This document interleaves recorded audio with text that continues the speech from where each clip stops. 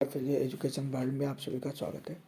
साथियों, हम अनुदेशकों के मानदेय को लेकर आए हैं। शीतकालीन अवकाश के दौरान जो आपका 1 जनवरी से और 15 जनवरी तक हुआ, इन 15 दिनों का मानदेय सरकार ने देने के लिए मना कर दिया। आपको अवगत करा दें कि 2013 से जब से अनुदेशकों की नियुक्ति हुई है, उन्हें 11 माह का मानदेय मिलता है। इस दौरान 1 जुलाई से 31 मई तक उनकी संविदा अवधि रहती थी, लेकिन पिछले वर्ष जब से जून में 15 दिन स्कूल खोलने का आदेश हुआ है, तब से सरकार ने उनके रिन्यूअल की प्रक्रिया को बदला है। और उस रिन्यूअल की प्रक्रिया में जो उनसे एफिडेविट या अनुबंध भराया जाता है, उसमें शीतकालीन अवकाश के मानदेय को छोड़कर 16 जून से 30 जून तक के जब तक विद्यालय खुलेगा, उसके मानदेय को देने का ऐलान किया गया या देने का आदेश किया गया। यानी कि जो जून में 15 दिन अनुदेशक जाएंगे विद्यालय, उसका मानदेय उनको मिलेगा, और जबकि दिसंबर में जो 15 दिन की जनवरी में जो 15 दिन की छुट्टी होती है शीतकालीन, उसका अवकाश उनको नहीं मिलेगा। अगर एवरेज निकाला जाए तो हम ये कहेंगे कि 11 महीने का उन्हें मानदेय मिलेगा, जबकि सभी शिक्षकों को शीतकालीन अवकाश का भी पैसा मिलता है। तो अनुदेशकों की नीति के साथ, अनुदेशकों के हित के साथ इस सरकार ने बहुत बड़ा छलाव किया है, और इस छलाव के कारण कुछ अनुदेशक अलग अलग कोर्ट्स में गए और जाकर अपने आवेदन, उन्होंने अपना मुकदमा किया सरकार के खिलाफ। लेकिन आपको अवगत करा दें कि जो लखनऊ खंडपीठ में जो मुकदमा चल रहा है, इस मानदेय जो ये शीतकालीन मानदेय नहीं दे रहे हैं, इसको लेकर उसमें सरकार से जवाब मांगा गया है।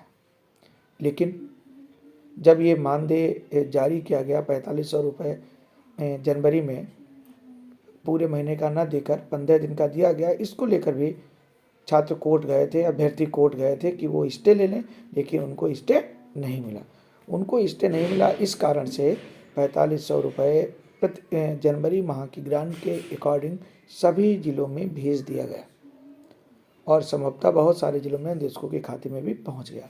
तो ये मान लें कि इस पर कोर्ट ने अपना जवाब नहीं दिया, कोर्ट ने कोई उस मानदेय पर स्टे नहीं लगाया, सिर्फ सरकार से जवाब मांगा है। अनुदेशकों के खाते में जनवरी माह के 4500 रुपये पहुँच चुके हैं।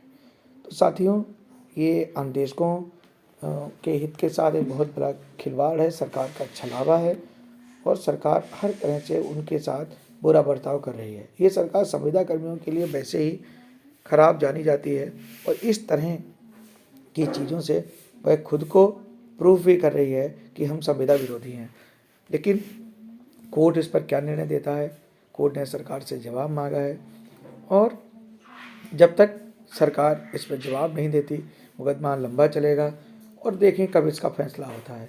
लेकिन ये तय है, देर से ही सही सरकार को झुकना ही पड़ेगा, और सरकार झुकेगी भी।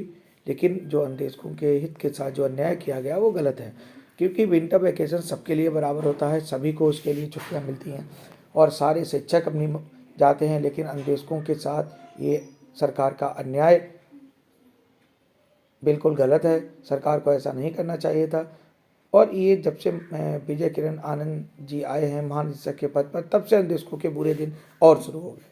उन्होंने सबसे पहले अनुदेशकों के लिए अनुबंध बदला, फिर मानदेय कम कराया, मानदेय कम कराने के बाद फिर बहुत कम मानदेय की बढ़ोतरी की गई, और उसके बाद ये संविदा अवधि में भी गड़बड़ किया गया। अगर चाहते तो 15 दिन मतलब 16 जून से 30 जून का अतिरिक्त मानदेय अनुदेशकों को दे सकते थे, लेकिन सरकार का ये कदम अत्याचारी है, अन्यायकारी है अनुदेशकों के हित के लिए। लेकिन आप सभी ईश्वर पर विश्वास रखिए, और नियमित अपनी जो विभिन्न भर्तियाँ आ रही हैं उनमें अपनी तैयारी भी करते रहिए। और ये जो कोर्ट के मुकदमे चल रहे हैं, इसमें आज नहीं तो कल न्याय तो मिलेगा ही, सरकार को झुकना पड़ेगा, क्योंकि होम गार्ड के मुकदमे में भी सरकार ने यही सब किया था। अंततः सुप्रीम कोर्ट से सरकार को झुकना पड़ा, और होम गार्ड्स की जीत हुई। इसलिए आप भी निश्चिंत रहें, जीत तो होगी ही, लेकिन भविष्य को लेकर चिंता है। इसलिए आप अपने इस नौकरी के साथ साथ अन्य रास्ते भी तलाश करें, जिससे आप अपने परिवार का पालन पोषण कर सकें। जैसे कोई नई अपडेट आती है, मैं आपके बीच लेकर आऊँगा। धन्यवाद।